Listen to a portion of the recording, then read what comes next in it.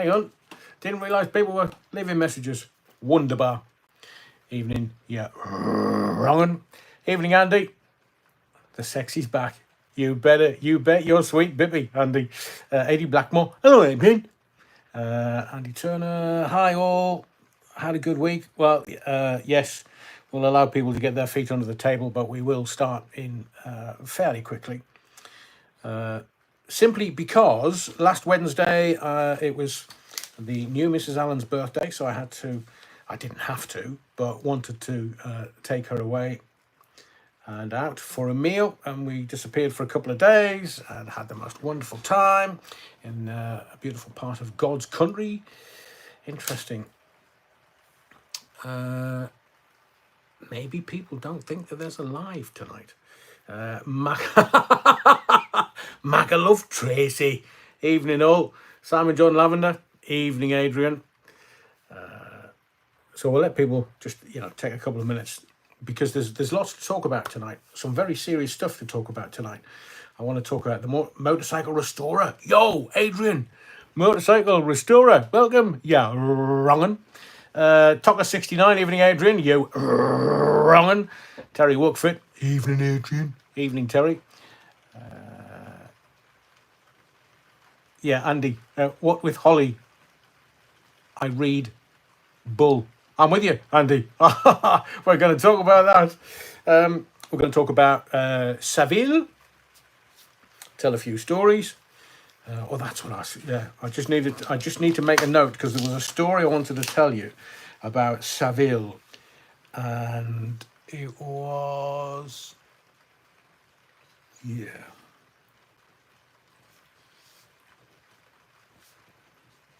Now I can't mention names because they're still alive, but I can tell you a great story. Wibbly the Red. Evening, you wrong'un, or wrong'uns. And Adrian. Oh, Wibbly the Red. Is that Mr. Wobbly hides his hat? Wibbly the Red. Norman Taylor. Evening. Sad times. Why do we never learn from history? Re-wars. Norman, I'm with you. We're going to talk about it tonight. But it's frustrating. I believe it's going to escalate. Tina Silver. Good evening. Eritov. Tina, what's that mean? Chris Mundy. All we are saying is give peace a chance. John Lennon, hero. And I agree with you, Chris Mundy. The Jacobite. Evening, yeah. Wrongin'. Leeds. Hi, Adrian. Lots to talk about today. Oh, you bet you're sweet, Bippy. We're just letting, give them folk a couple of minutes. We're only 3 minutes in. Kevin Rowlands. Evening, Adrian. Evening, Kevin. Yeah. I mean, I looking at the reportage in the newspapers, it took them 3 days to get anywhere near. The Daily Mirror still haven't put anything on the front page regarding Israel. Nothing. Nix. Nada. Nout. For 3 days. Shirley Thomas. Hello, Shirley. Hello, Adrian. So they've not really, the Daily Mail, straight away, everything. Right-wing newspaper, left-wing, not really put anything in their newspaper. So I viewed it with interest, great interest. I was away for a few days, came back on Sunday. There would have been a live on Sunday, but traffic was a pain in the derriere. So I was late for it, which I apologise for. But the next live number 32, is 15th on Sunday. 8 o'clock, as always. Same bat channel, same bat place. 15th of October. I mean, this year is just rattling through. We're into almost November already. I mean, it's less than 100 days to Christmas. It's just incredible. Snow Queen, Evening Adrian, be very interested to see what you're going to say tonight in view of the horror going on in Israel. Hope you won't be sitting on the fence. I don't sit on the fence, Snow Queen. I don't. It gives you... We call them spelks in the northeast. I don't know what the rest of the world call them, but the little wooden things that cause infection. Chris Mundy, Name me one world leader in the West who is trying to bring peace to Russia, Ukraine, Palestine, Israel. Yeah, there's lots of stuff going on, but I am going to give you the answer. I am going to give you the answer because nobody else has got this. Because they all kind of jaw and say, oh, yeah, I know what's going on. I know conspiracy theories. My hairy backside. They don't know anything. Because I've been observing all this malarkey all my life. And that's quite a long time. And I've had very good, insightful phone-ins. And I've had very, very, very good information come from reliable sources. So I'm going to tell you what this is all about. Some call them bankers' wars, but we will get to it.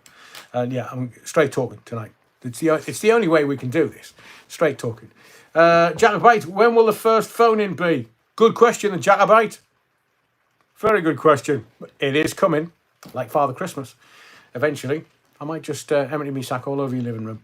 Sam Finch. Hi, Adrian. Hope you're well. Thank you, Sam. Appreciate it. Professor Numpty Heat. I need glasses. Should have got Specsavers. A very good evening, Adrian. Yeah, wrongin'. AD Blackmore, sad times at Sun. AD, I knew you were going to bring that up. I think we sent our under-21 squad, didn't we? 4-0 up the borough. That's all I can say. Andy Turner, what about... yeah, I agree. Andy Turner, yeah, had to be. 1,500 cars. All went... I mean, yeah, we'll talk about that. Have I written it down? I think I have. PT Ham. Hi, Adrian. When I first seen BBC of Savile with Coogan, felt very creepy. Yeah, we're going to talk about that. I just want to find me note for... Where is it? Just talk amongst yourselves. Luton now, yeah, got it. Right, yeah, it's there. So we got lots to talk about tonight. It's just general introduction. As I say, we'll let people get feet under the table and get straight in. A Blackmore, under 12s. Don't think they were that good, to be fair, AD. And Coogan played a blinder, very creepy. Oh. So I don't know which one to start with. Do we start with Savile or do we start with Israel? Let's get into Savile because I've got some stories to tell you about him. Phil Sumner. Evening, Adrian. You lovely. What's happening with Talk TV? Don't know. I used to love Julia Hartley-Brewer in the mornings. Apparently, they're on the last legs. Great shame. Oh, have they put, what's his face? Jeremy Kyle on breakfast.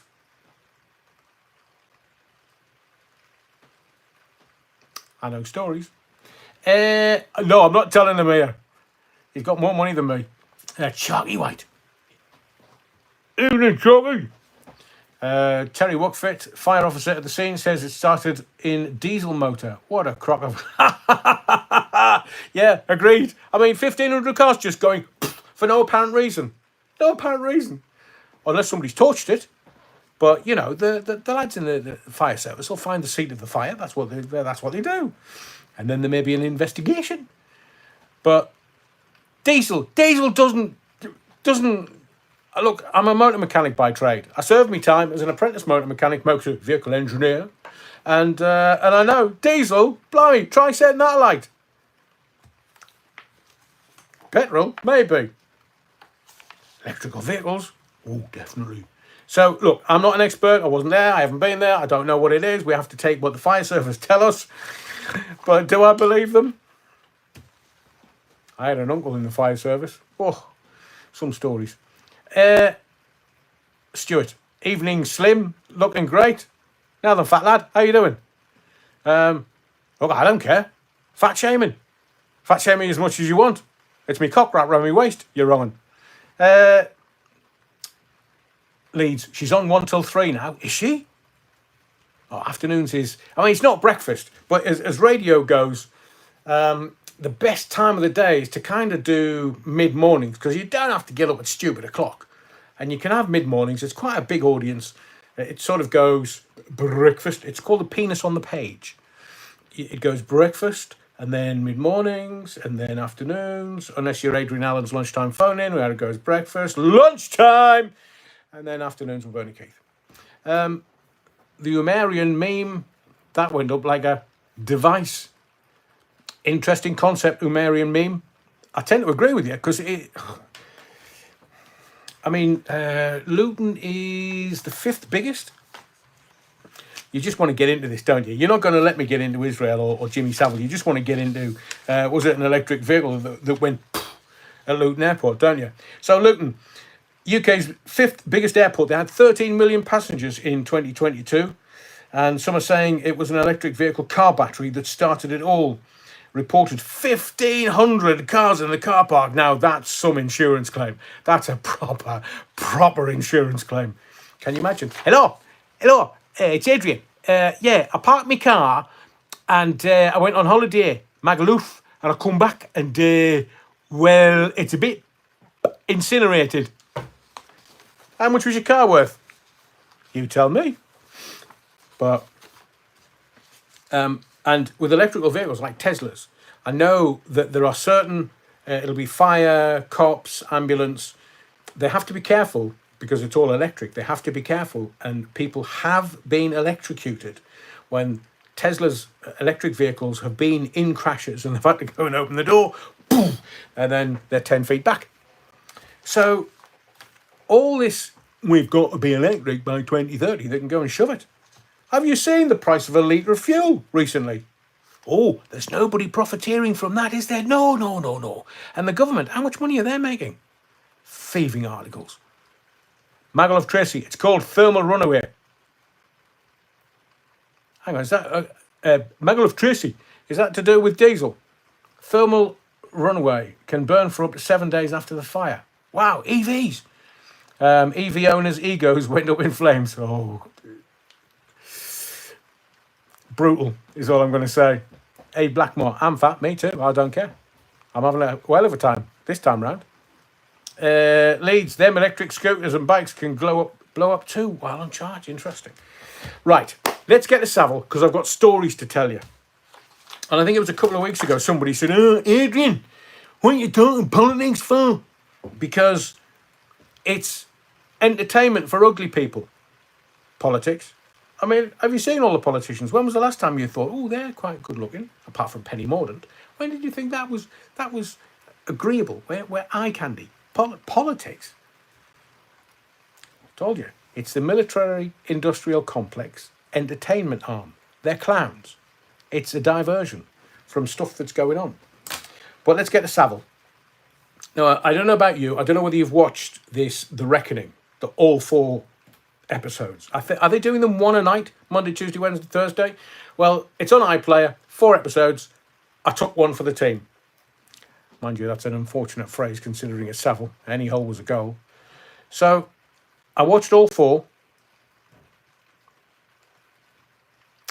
And the BBC's in a tough place. They're damned if they do. They're damned if they don't. Some people are saying they should never have allowed this to go ahead. And other people are saying, well, it's allowed the victims a voice because, I'm going to sort of dance around a little bit. So it's not going to spoil. If you've watched the first 2 episodes, I won't throw any spoilers in here for you, hopefully. But it just, for me, it just got creepier and creepier. It was harrowing, all of it.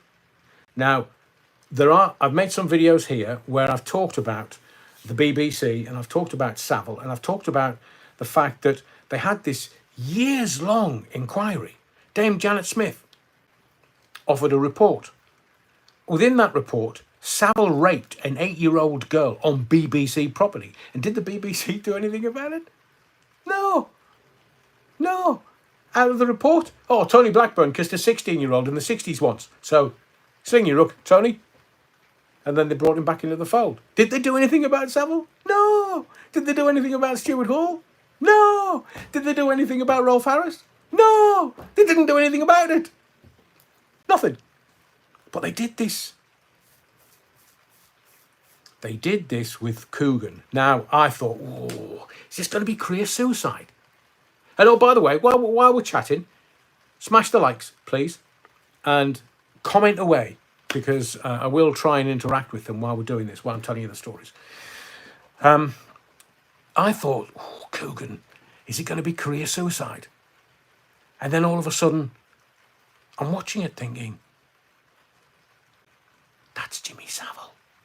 I mean, the mannerisms, the way he... I know that Coogan was it back in the 80s or back in the 90s, he did Spitting Image. So he's very good at mimicking voices. But his performance is extraordinary. Extraordinary. Because I know that acting, and it's a docudrama, so it's factual but played by actors. And he plays him perfectly. Perfectly. And within it,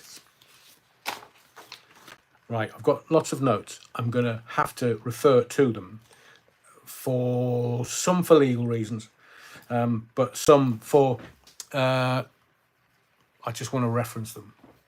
Don't have to explain it. So let me give you some radio background, or a little story from my days in radio. Because Savile, although people used to think, oh, he's a hard man. You think? So there's two DJs. They're both alive, still alive, and they recorded this skit. Evening, Diana Brooks. Oi, oi, you're wrongin'.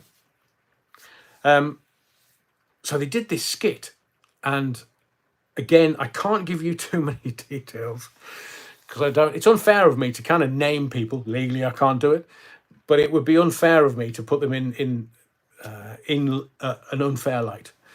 So they're kind of doing the Smashy and Nicey thing before Smashy and Nicey was a thing, and they were doing this skit, and one was Fluff Freeman, and one was Jimmy Savile. And they were doing this skit, and how can I say this? So Fluff like little boys, young boys, chickens, seemingly, and they said in this skit that Jimmy Savile in character, now then, and they said, oh, they've got there's a fan come to see you, Jimmy. Oh, now then, I hope it's a little girl or something like that. But it intimated that he liked little girls. Fluff, young boys. Savile, young girls. And Savile heard this tape. Somehow he got to hear this tape, because these two kids went on to be big names in radio. One's not in radio anymore. One still plying his trade in radio. Other one's possibly a multi-millionaire now doing other things. You'd never guess who his partner is. Can't say that either. I can't. Legally.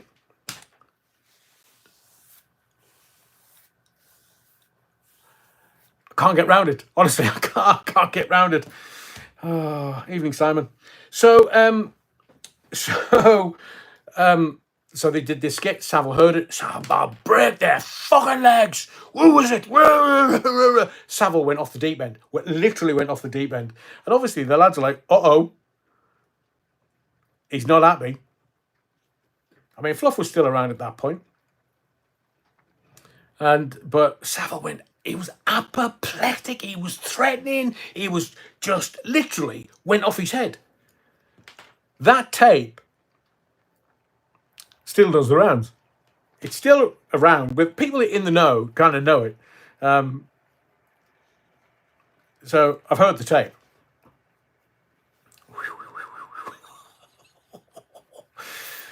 I mean, how he... it's funny. It is funny. Because everybody knew. Everybody knew. Now, this is... I mean, even in the 70s when I was watching the TV, it was like, oh, he's a bit dodge.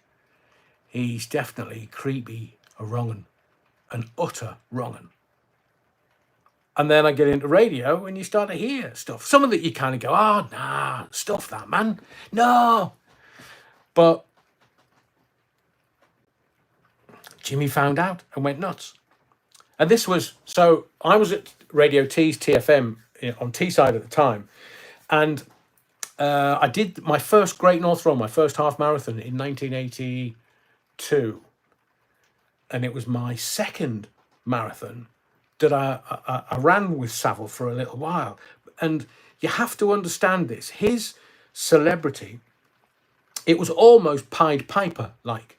The minute that man turned up anywhere, people just flocked to him. Jimmy, Jimmy, Jimmy.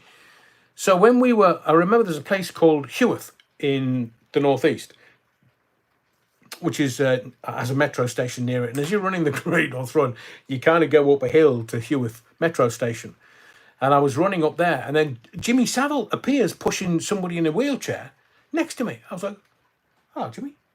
This is just before I got into radio, and he was quite amiable. He was like, yeah, he was running a half marathon quickly, a lot quicker than me, and didn't really think anything of it other than, blimey, that was Jimmy Savile. That was, and same year I ran next to Kevin Keegan. So, but it was, yeah, Tina, clunk click every trip.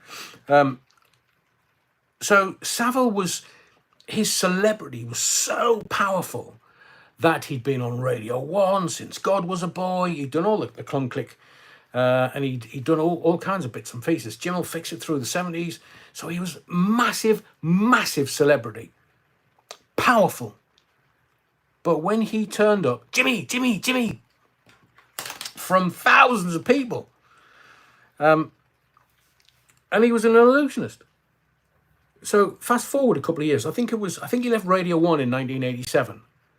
And I was at TFM in 1988, possibly the beginning of. So he left Radio 1. Savile's Travels was bumped, and that was big news. That was all over the press. Savile's Travels dropped, Radio 1 bumped. Big news, massive news.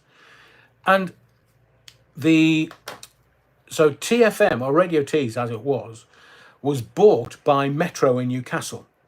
So you've got Teesside and Newcastle, big catchment area, millions of people. There's more, I think, roughly guesstimating, there's as many people in the northeast from sort of the Smoggies in North Yorkshire up to that Geordies up to Northumbria. There's as many people there as there is in the total of Scotland. And one of the producers said to me, "Hey, Adrian, never guess what? Think we might have Savile's Travels. We might network it." And I was like, "What? Jimmy Savile?" And he said, "Yeah, because he's only in Scarborough and we're just up the road. So he's going to come here and record Savile's Travels." And I said, "You're letting Jimmy Savile in the building?" "Yeah, don't tell anybody. Don't go to the press or anything. Don't tell anybody. We want to keep it a secret until we announce it." "Are you sure you want Jimmy Savile in this building?" "Yeah, why?" "Really?" "Yeah, I'll be brilliant. We'll get loads of listeners." So I said, "Oh, right, okay. And I'm thinking, at the time, the girl that I was dancing with, and I'm having to be fairly loose about this because she doesn't know that I'm going to say this. When I started seeing her, she said to me, there was a celebrity that abused me. I was like, right, who was that? Jimmy Savile. And I won't go into detail because it's kind of unfair, you know, I like to be a gentleman. But he raped her. Savile and her parents were real religious folk. And they just, "Oh, it's Jimmy Savile. Jim will fix it, man, from the telly." Left her alone with him. So after finding out that Savile is going to come into our building to record Savile's Travels, because what he did was he took her, and if you have watched, is it episode 3, possibly, of The Reckoning? You see that he just took a microphone and we called it a ewer. It's a little reel-to-reel tape recorder. One of those, stick a microphone down, poof, there you go, Jim. Does interviews with folk, interesting folk. And we got Savile's Travels. And I think it was certainly networked on TFM and Metro, and I think it was offered to the rest of the commercial network because it was a big deal. Jimmy Savile's Travels was a big deal back in the day. And this is in the 80s. He'd left Radio 1 in 87. And I remember going into work one day, and there he is. Can you remember that did he have a silver ring? It was like a knuckle duster on one hand, and a gold, it was like just a huge crock of rock of silver on one hand and gold on the other. And he was standing in the other studio. Now we had two studios facing each other. Main control room, MCR for short, or Studio One. And most of the broadcasting was done from Studio One. And I'm in MCR, messing about with some stuff that I recorded, need to edit. And this is the day where we used to use razor blades and splice tape. Don't do that now, but we did back in the day. And I remember messing about with the mixing desk, trying to get this mix on this piece that I was trying to do, and looked up.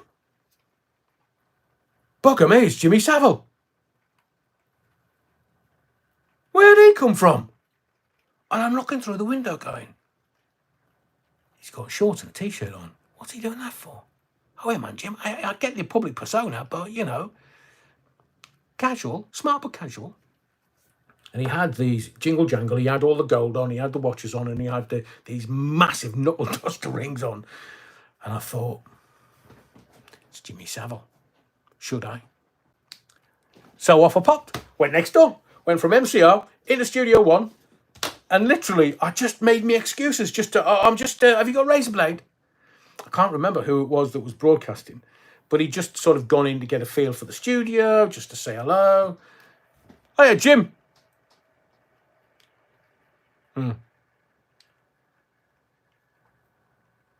Lovely to meet you, Jim.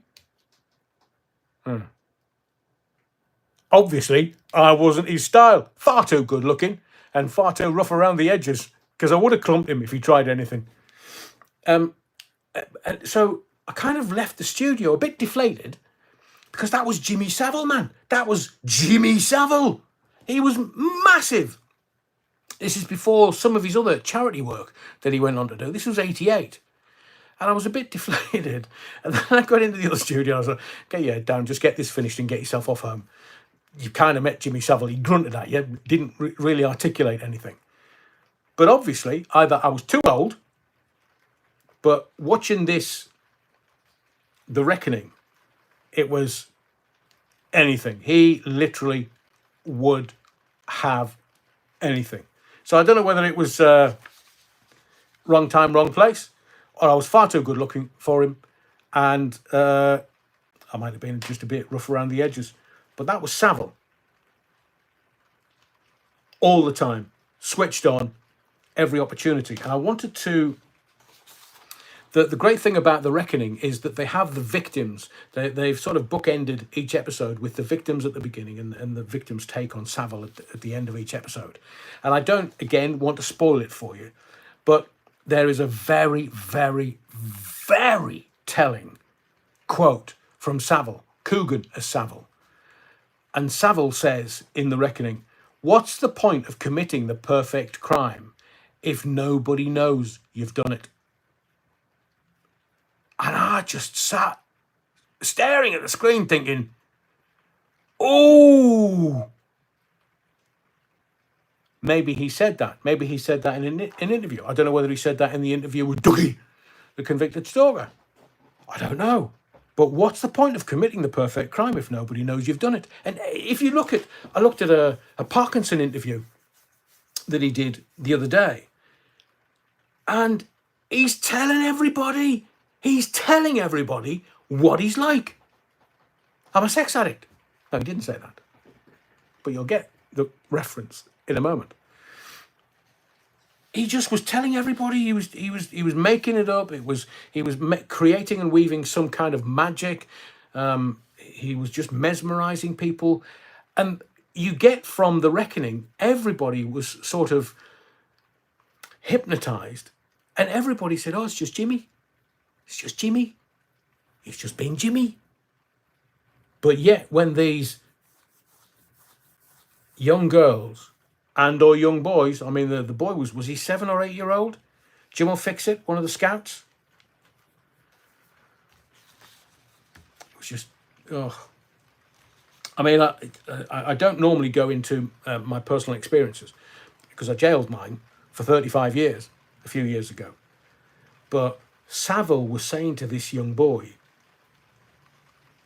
and it literally creeped me out big time, because he said to this young boy the same thing that Mai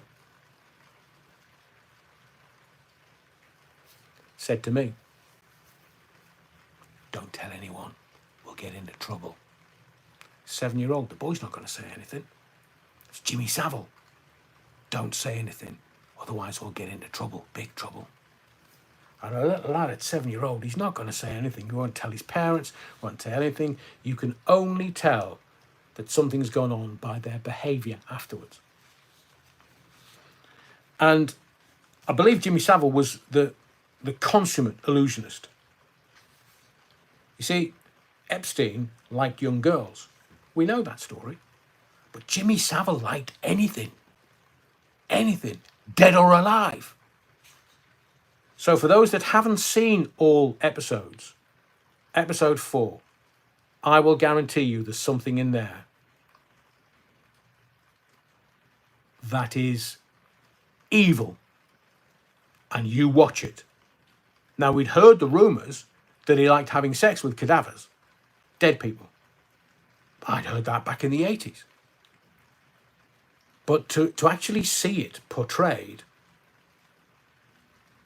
by the BBC of all people, to see it portrayed in episode 4, I mean, it literally blew my mind. Because they also, did you catch that they've mentioned John Peel in there?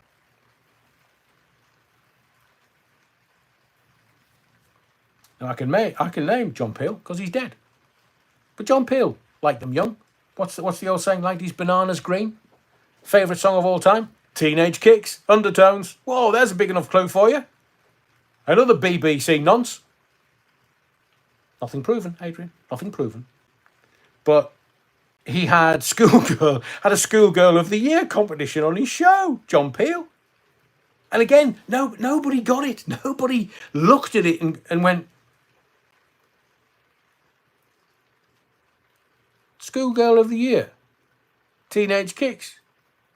And I admitted that he danced with young girls. They just got away with it. Because people would go, he's a national treasure. We can't. Stan Anders, I'm going to stop paying the BBC licence fee. It's 165 quid a year. Blimey, at least Dick Turpin wore a mask. Now, Savile came out of a tough upbringing. Youngest of 7 kids. That in itself's tough, because I'll guarantee you that his clothes were handed down as they were in the Northeast. I'm a product of that. You know, clothes are handed down because you can't afford them, or couldn't. I mean, sometimes there's never always a meal on the table or shoes on your feet. He was the youngest of 7, born on Halloween. I mean, it makes sense a bit. He was just a force of darkness. I mean, I do remember when I met him. I mean, he was around the studio, so I met him a few times. But I gave you that specific example. You just feel it in here. You can feel the darkness. You can feel the negativity. You can feel, but he just covered it up with jingle, jangle, now then. I can't do a Jimmy Savile impersonation. I wish I chinned him. But, you know, I would have been done for assault. But then Dame Janet Smith looked into his time at the BBC and said he raped an 8-year-old girl on BBC premises. And Dame Janet Smith's report said the BBC's got to look at itself and has got to do things and what they do. Oh, Tony Blackburn kissed a girl in the 60s. She was 16. Who can you think of that similar accusations have been made about recently? So if you look at all the men that are commenting about this, about the reckoning, the men are saying Coogan is incredible, deserves an Oscar, deserves a BAFTA, deserves a Brit, deserves anything, all the plaudits and awards. And I tend to agree with them. But there's something more subtle from the women.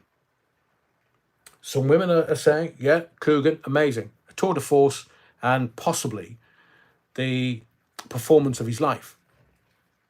But the women are saying he turned.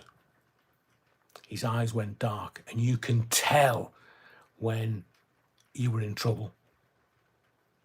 Now, who did they say that of recently? And again, it was women.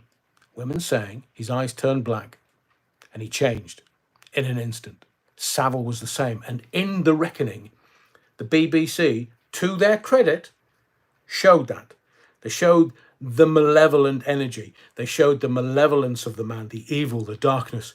And in a moment, whether it was a young girl, 12, 13, or a lot younger, he had his prey in his sights and he changed. So women get it on a completely different level, because I'm sure there's a lot of women that have been sexually harassed. You know, I mean, growing up in the Northeast, it would be hello, darling, sort of, you know, wolf whistles and stuff. So women get that kind of energy sent towards them by lots of different men. But that was of the day.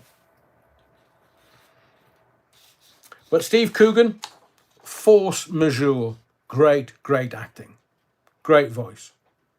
But it makes all 4 episodes all the more harrowing. If you haven't seen it, I don't want to talk about something that you have no reference for, but you know Jimmy Savile from his media persona. And he kept saying that he was boring in real life. And then, right at the very end, he was prepared to tell everything. I'm sure he wouldn't have given the detail. Absolutely, categorically would not. Was Savile a big fan of Aleister Crowley? That's very interesting. Thank you, Light Sky. How do you know that? I mean, I know a little bit about Crowley, but I didn't know that he was into, and occult just means hidden. So, you know, people use the word occult as a reference. But Aleister Crowley, the baddest man on the planet. Michael of Tracy, his connection to the mayor of Scarborough. I know, the ice cream king. So, Light Sky, just give me your source. Let me know, because that's quite a revelation. So as I say, Savile's Travels was on TFM and Metro and offered around the network, and I think it went for a while and was getting good numbers. The audience was quite big, getting good numbers, but then it stopped. Now, I will ask you a question, but you can tell me once you've watched all 4 episodes, and I don't want anybody in the comments to spoil it for anybody else, because somebody might be watching it, you know, every night for the 4 nights. I just was very lucky to have the time to be able to watch it. Did it add anything for you? As I say, they mentioned John Peel. You see him. I mean, it's still creeps me out in episode 4. I can't really get it out of my head, but it creeps me. I mean, what kind of person does that? I mean, I look, I'm a professional communicator. Words come easily for me, mostly. But when I'm trying to describe something that is indescribable, I'm struggling with this. The whole thing, it just, you watch this open-mouthed. I don't know whether you have or not, but personally, I watched this with the emotional engagement of Jimmy Savile, Jim Will Fix It of the 70s, Radio 1, Jimmy Savile, Savile's Travels. I used to listen to it every Sunday as a boy growing up, whether going for Sunday lunch with family, but I used to listen to it.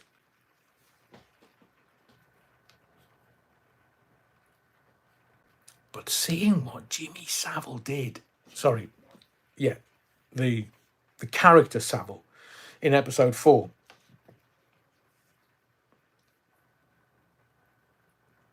it doesn't get more harrowing and more gripping. And I use that word advisedly. So if you've seen episode 4, you know why I've used the word gripping. Chris Mundy, did anyone at the BBC go to the police that you know of? No. No. Even when Dame Janet Smith issued her report and told the BBC that they had to do certain things, BBC hasn't done it. They haven't. They've swept it under the carpet. There you go. Gone. Tony Blackburn, he kissed a 16-year-old in the 60s. Right, you're wrong. Sling your rook. We're not having you in the BBC. Savile raped an 8-year-old girl on BBC property, and they didn't do anything about that. Oh, it's just Jimmy. Just Jimmy. Now, The Reckoning is highlighting abusers. Is it portraying the truth? It's very convincing. Very, very convincing. So the obvious question is, should this have been made? If they hadn't put the victims at the beginning and the end of each episode talking about their personal story and their personal experience, I would have said no. As good as Coogan is, as amazing the insight is, and the others around him, Google a DJ called Dave Eager. I read an article, but I should realistically do a separate video about this, but Dave Eager was in the Mail. There's a piece in the Mail that I found, what I was made aware of. And Dave Eager was very close to Savile. And there's just stuff that his answers are odd. So there were people around Savile that enabled his behaviour because they were getting some of Jimmy's cast-offs, as you will see in The Reckoning. Pink Roses, oh, you're wrong and you're late, man. I just got in. If you knew about Jimmy, did you speak out about him? Well, I did amongst my friends. I told everybody what I knew. Everybody. Did I go to the police?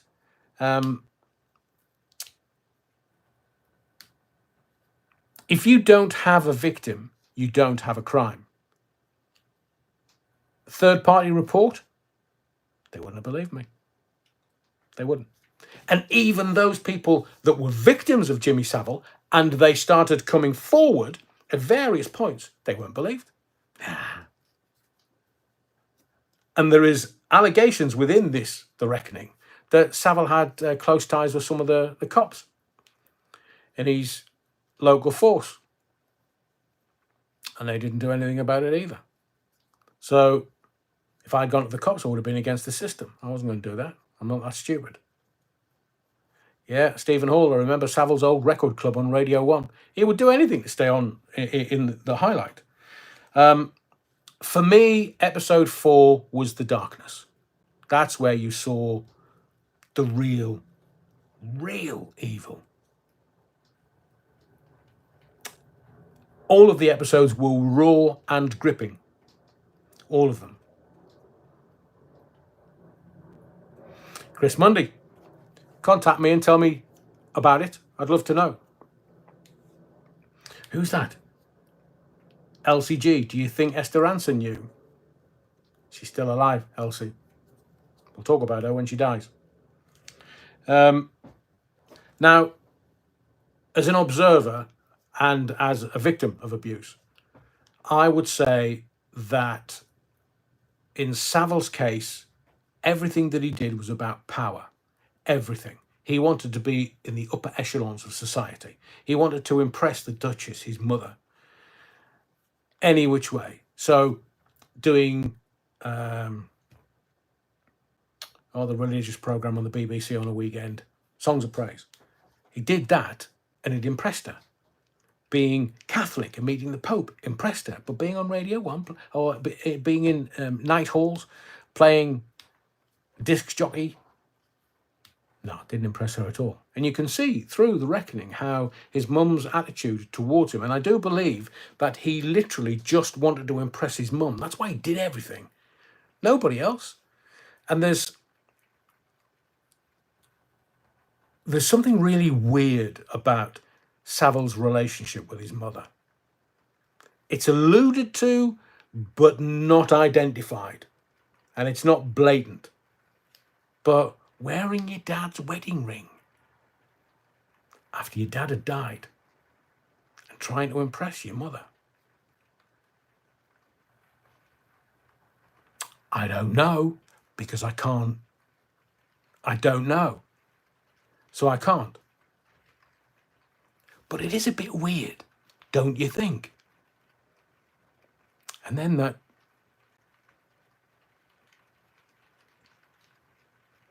They said in The Reckoning that the Leeds United supporters used to sing at the football match. Jimmy Savile will fuck you in the morgue. I mean, honestly, the hairs are standing up on the back of my neck. Just watch episode 4. If you've watched it, you know what I'm saying. If you haven't, watch episode 4 and you'll get it. Because my poor old mum, whom I still to this day love dearly, I'm a mummy's boy. Will be till I go to my grave. When she passed away from cancer, I spent some time with her when she wasn't alive, and I see her every day in my head, in her final moments, in her bed at home. And when Savile did what he did in the morgue, literally this rage came up, and I'm watching the telly. This rage came up from nowhere. Because that scum-sucking pond life was messing about with cadavers. People that had died in the morgue. Oh.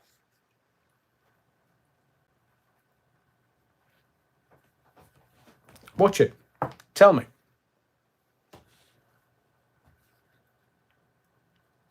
So Savile was always about power. It was always about being connected to the real powerful people in society and not getting found out. But there were other people that enabled him, had to. I mean,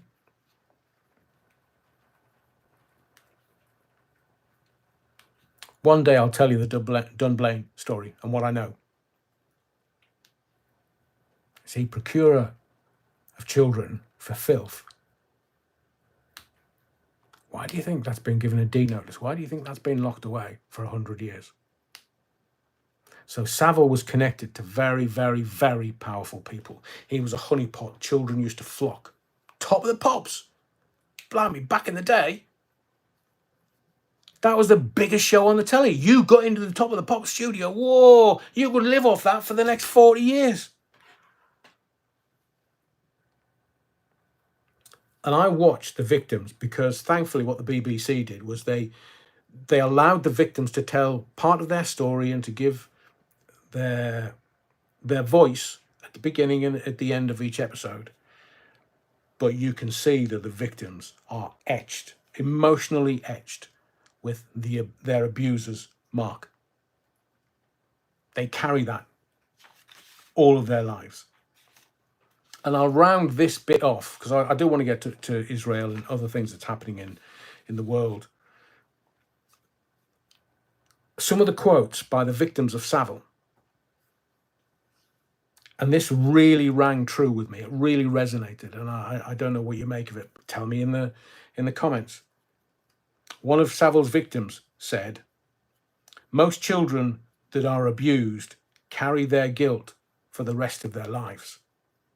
It really messes with their lives." And another victim said, "This never stops for any of us. It is a daily fight to be able to breathe and to be able to try your hardest to be your best person when actually you always feel like a failure."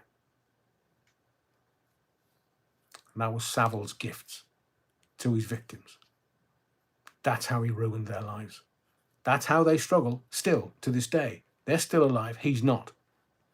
But he didn't care. It was about power. It wasn't about sex. It was power. And he got away with it because people within the BBC enabled him in various ways and in various guises. What's the point of committing the perfect crime if nobody knows you've done it? How evil is that? So that's Savile, The Reckoning. If you've seen Steve Coogan, please, your opinion, because I would love to know whether you think it is a force majeure, force of nature, a tour de force, whether it's a performance of his life, or whether you see subtleties within that.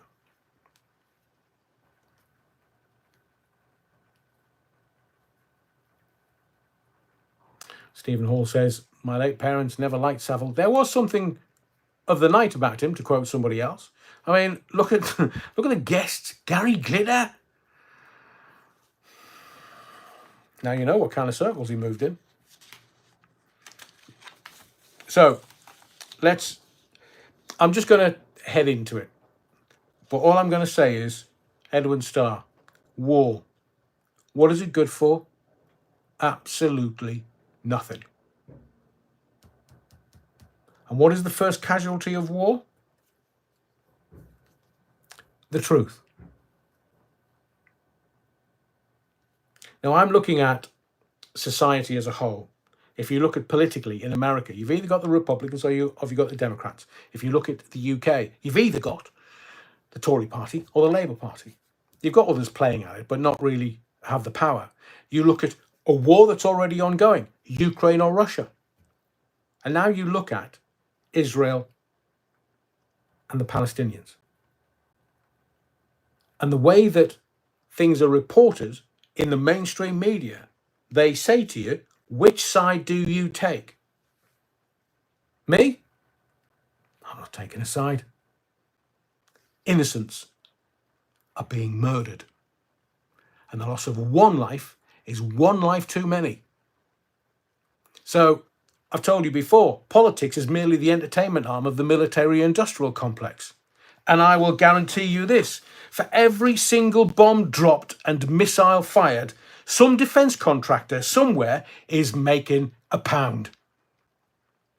So who paid for the 10,000 missiles that Hammas are supposed to have sent into Israel? Who paid for those? They're in Gaza, the Palestinians. They haven't got a pot to pee in. Where did they get the 10,000 missiles from? Where did they were flying in?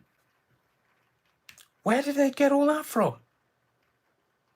And if you look at the mainstream media, they're saying Iran did it, Iran did it, Iran did it. So for those that have stayed after the Savile, I'm going to give you the answer. It's called a banker's war. Because at the moment, there are only 6 central banks that the Rothschilds don't own. And I'll tell you what they are. Because by me giving you these 6 countries, you will get everything that goes on in the world ever because they want these 6 central banks. Syria, Venezuela, Hungary,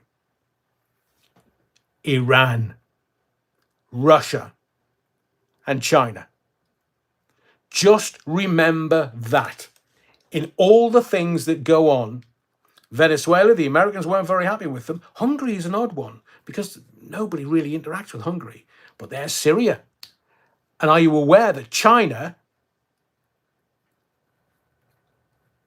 increased its ties with Syria only 2 weeks ago? Did you miss that? And look at Ukraine and Russia. They're all saying we want to escalate this. We want to deal with Russia and Vladimir Putin. Well, do you know, Vladimir Putin has a 78% acceptance rate, poll rate with the Russian people. Look at schoolboy Sonic, he's down in the 30s. So he's the second most loved president on the planet Earth. Nobody asked the Russian people, but everybody's saying, oh, Russia's evil, Russia's evil. Yeah, somebody wants their central bank. But they're not telling you that. Now, this has been going on for decades. Slowly but surely, it may take them another 20, 40, 60 years to get hold of them. They almost got Syria. I think they may have done. But they want Iran. And all of a sudden, they're saying that Iran is funding the terrorism in the Middle East. This is not going to go away. This is going to escalate. They want Iran. And Israel, quite rightly, is doing what they should do. If somebody attacks your people, you make sure that the people that have attacked you don't attack you anymore. You don't tug the tiger's tail and then expect them to go, oh, it's all right, lads. Yeah, all right. Yeah. I mean, I know some people will say, well, you know, we've got to love everybody. I understand that also. But you don't attack a country that wasn't. Israel is a nuclear power. And if I was sitting there and somebody attacked my country on behalf of my people, I would have nuked them. I wouldn't have messed around. I just would have pressed the button. Off you go. Don't fight with me, because I don't fight fair. Obliterated. Nobody can live there anymore. Not for the next 1,000 years. So people are going, oh yeah, but they're really right wing. No, they're not. Oh well, they can't be left wing. They've got to be right wing. Stop putting them in a pigeonhole. Somebody's attacked, killed innocent women and children, and what should they do? Obliterate the people that have attacked them. It's easy, really easy. And all these namby-pamby pingo liberals that are sitting there going, oh, well, you know, the Palestinians have been oppressed for dozens of years.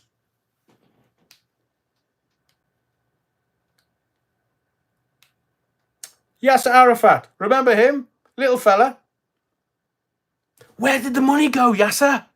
So all this money was flooding into the Palestinians and Yasser Arafat. He had Swiss bank accounts that only he knew the details of. And then when he shuffled off and died, he'd siphoned off a whole load of money from the Palestinians in the name of the Palestinians, and they can't find the bank accounts that he put the money in, and there was millions upon millions upon millions in Yasser Arafat's bank account that they can't find in Swiss banks, and the Swiss won't tell anybody about the bank accounts. And you think, this is evil? These scum-sucking pond life, they're sitting there in their ivory towers, skimming the money off. It's about power and money. And yet nobody talks about Yasser Arafat, and I can talk about it because I've experienced and I've studied world events for over 60 years. My dad even longer.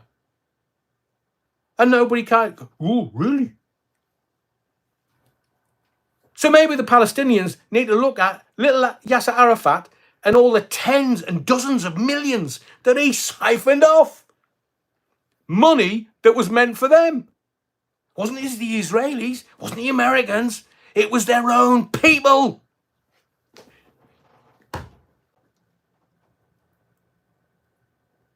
So,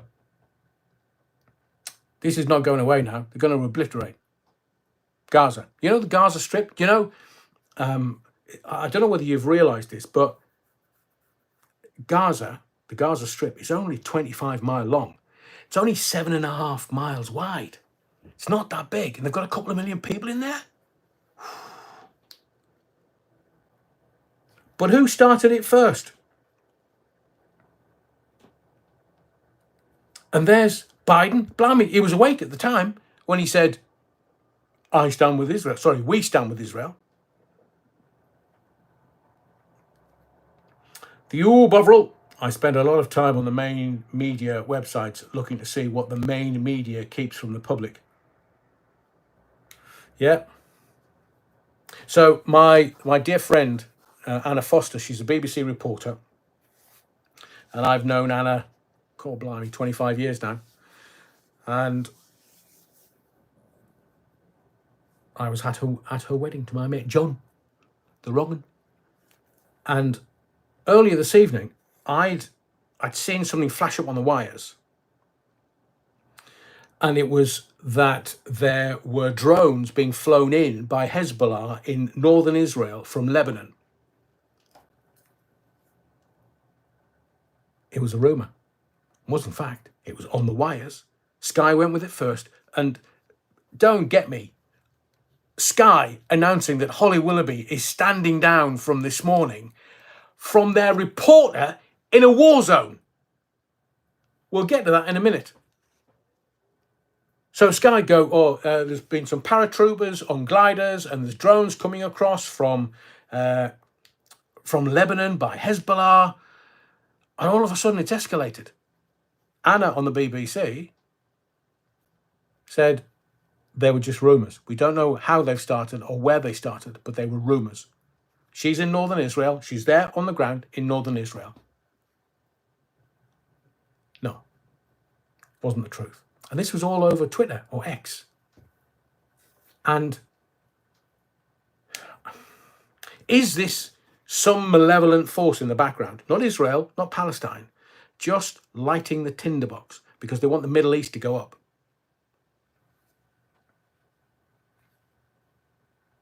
We've got to see past what we are being given. Because as John Lennon said, love is all you need. And a nuke button. He didn't say that. I added that.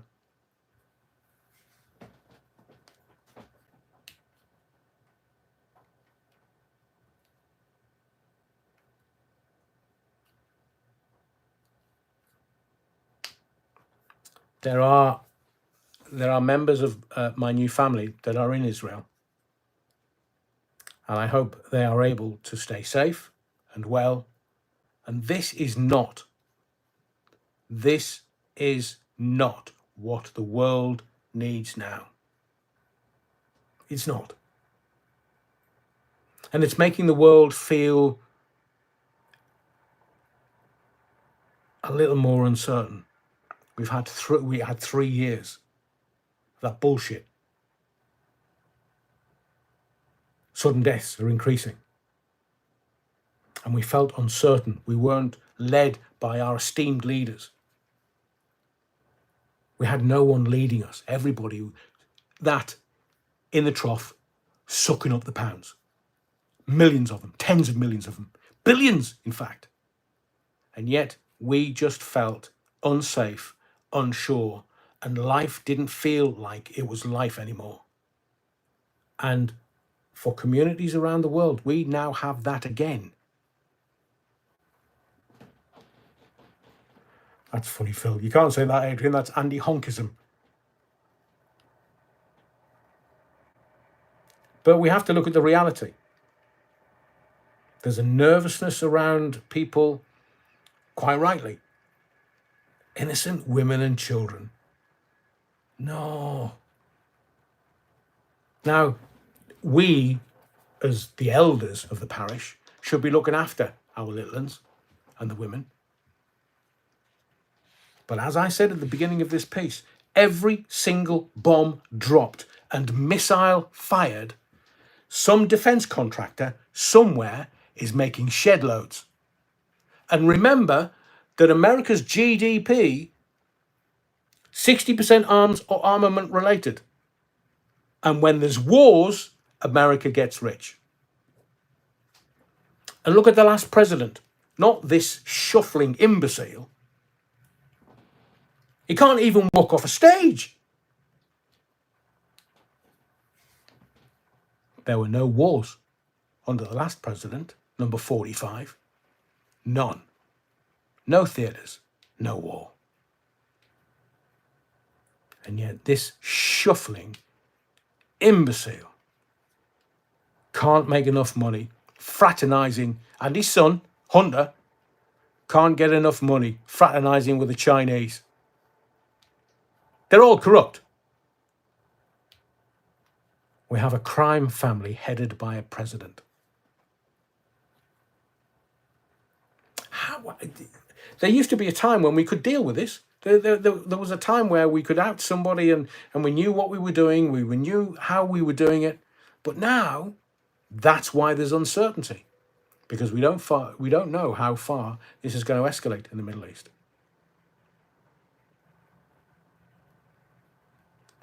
I stand for peace.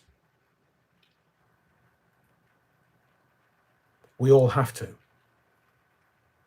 Because if we don't, innocent women and children are dying. No, stop, please. These politicians, I wouldn't pee on them if they were on fire. They're all corrupt. They're all in it for themselves. And yet, when human beings get together, I'm not turning into some tree-hugging hippie shite. But Remember when lockdown started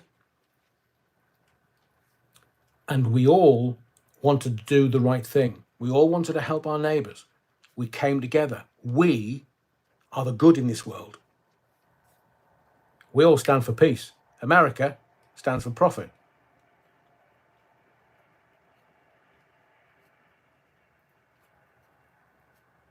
Andy Turner, you utter rogan. No hibiscus tea tonight. Mrs. Allen must be away. No, she's not. She's going to get a divorce when I finish this. Joking. God, blimey. I'm in it now. So I think please just be observant. I've given you the answer as to why there are theatres around the world, what the real power, not these politicians, they haven't got power. They're just doing what they're told by the real power in this world, the ancient blood families. They want those central banks. They don't care how long it'll take, but they want those central banks. And I've not monetized this, so I can speak freely to you and give you these answers. And all these other people who are doing conspiracy theories, my hairy arse. I want to talk about Willoughby, because I don't believe that what we're being fed is the truth. I think it's bullshit. I think Willoughby, there's something that we're not being told. I told you months ago when Scove, it wasn't, it was ill-advised, not illegal. I told you it was dead. I told you it was dead in the water. I told you what ITV were going to do. They were going to look at the format. They had to. They had to look at the presenters. They had to look at the format. And I will guarantee you that Willoughby has stepped back for one of a couple of reasons. Now, it's really convenient that some fat guy that can't get out of his house is suddenly, I mean, he's 35 stone. Can you imagine how he smells? I wonder how the figures for this morning are doing. You know the viewing figures? I mean, they went up when Scove was getting involved in all that malarkey and then getting fired. Was he fired? Or did he walk or was he pushed? The viewers have worked these idiots out. Has she jumped ship after a summer of reflection? Or has she jumped ship before the report comes out by that barrister that ITV have hired to find out what's going on? She knew what was going on. She knew. Because she had a face like a smacked arse.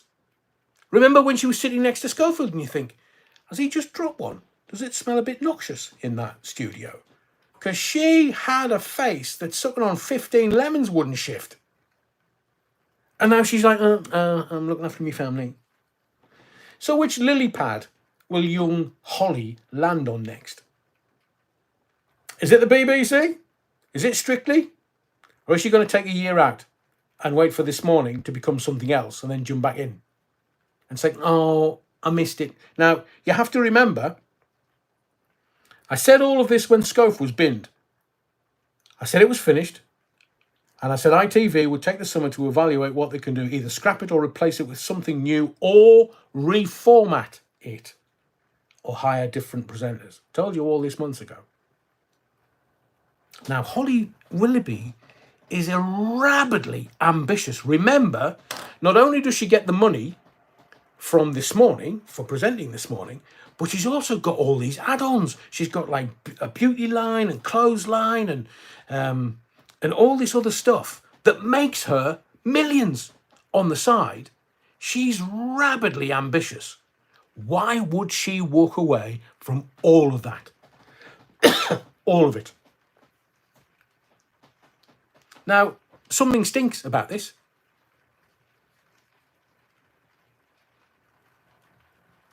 Oh, okay. Thank you, Terry. Adrian, Willoughby got the sack. Fat guy wasn't housebound. He was 35 stone in 2018. She knew exactly what was going on, but here's the rub. It wasn't Phil hiding the sausage in young Matty that caused it. Mr. Wobbly hides his hat, Terry. There's a great showbiz expression. I'm too old a cat to be fucked by a kitten. Scove and her, over the past few days, I've got the newspapers. reaching out to each other because they're mates. And yet she dropped him like a hot potato. The minute that she might get any splashback, he's gone. She's thinking, need to manage this. And the situation was managed to within an inch of its life. And they're reaching out because Phil is worried about Willoughby. He's worried because of, stuff that's being reported in the newspaper. He's worried. So who's filling the media with all of this? Who's feeding this?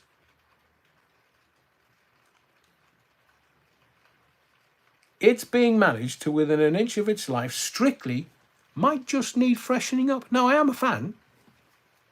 I've told you before, me and the new Mrs. Allen, we kind of tripped the light fandango at the wedding. And now we're thinking, ooh, we can do that. It's only 90 seconds. My age, that's the best she's going to get. But strictly needs freshening up. Do you think Holly might grow a fringe? Look, I think where Holly and Phil really, really, really messed up was when they were jumping the queue at Queen Elizabeth's lying in state. Oh, we're reporters, we're journalists. Has she jumped before the result of the inquiry into Scove and events with the runner? What's going to come out about them and her?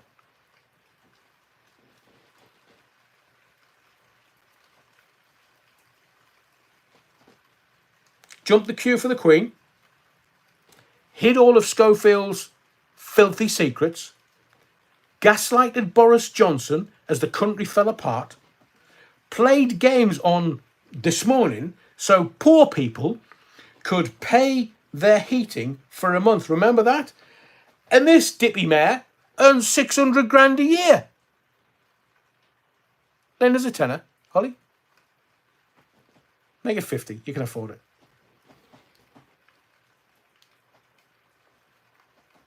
She should have been gone with Scove. She should have been. And now she's gone. But what forced her to leave? So I think that is enough for one live. You're wrong.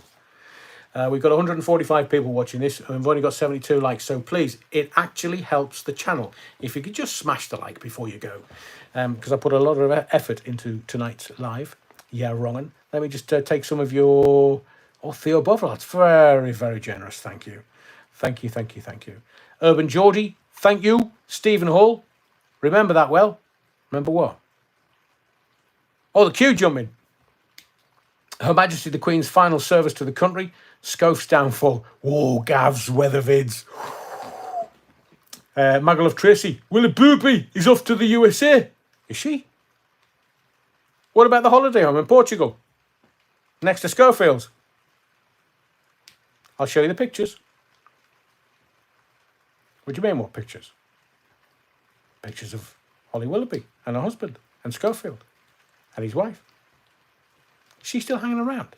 Or is she taking half of the property with her? Josh Ward, Philip could be the judge in the jungle, just like Matt Hancock last year. Oh, yeah.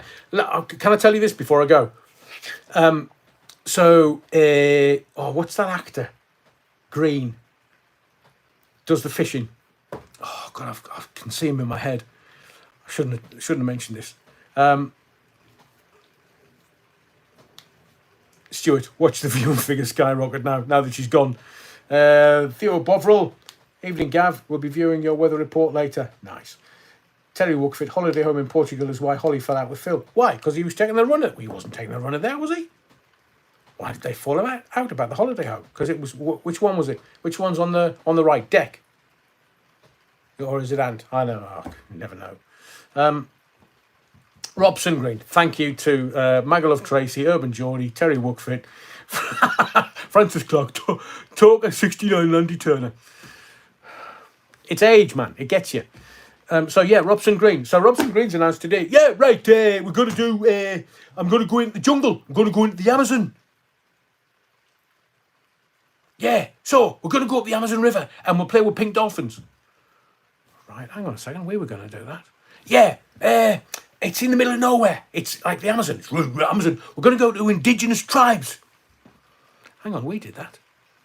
And then, yeah, we'll do all this brilliant stuff. It's amazing. The Amazon's amazing. And I thought, here, Robson, fuck off, mate. I did that a month ago. I didn't go in there thinking, oh, I'll make a few bob. I'll take a camera with me and I'll make some videos.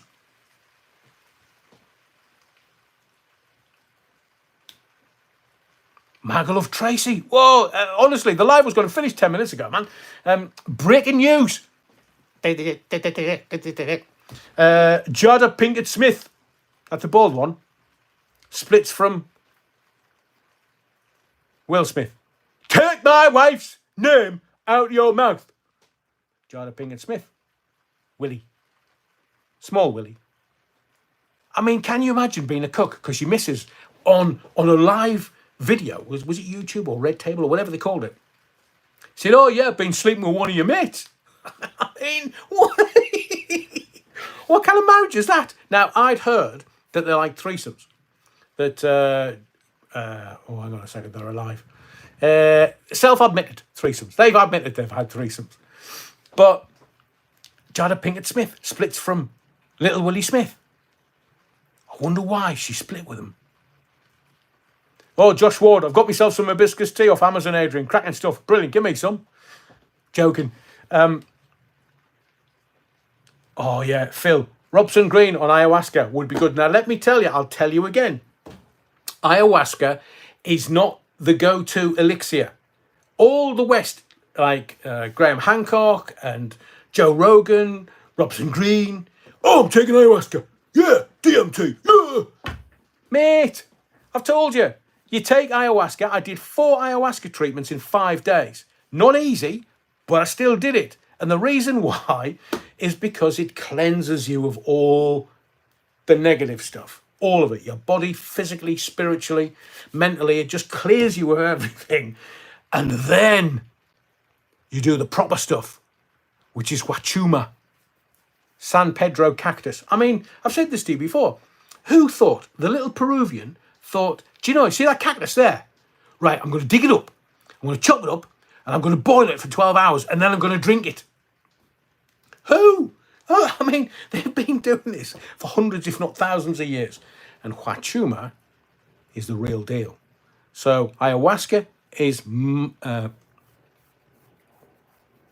ayahuasca is nature, the supplicator. But Huachuma is grandfather. It's the male equivalent.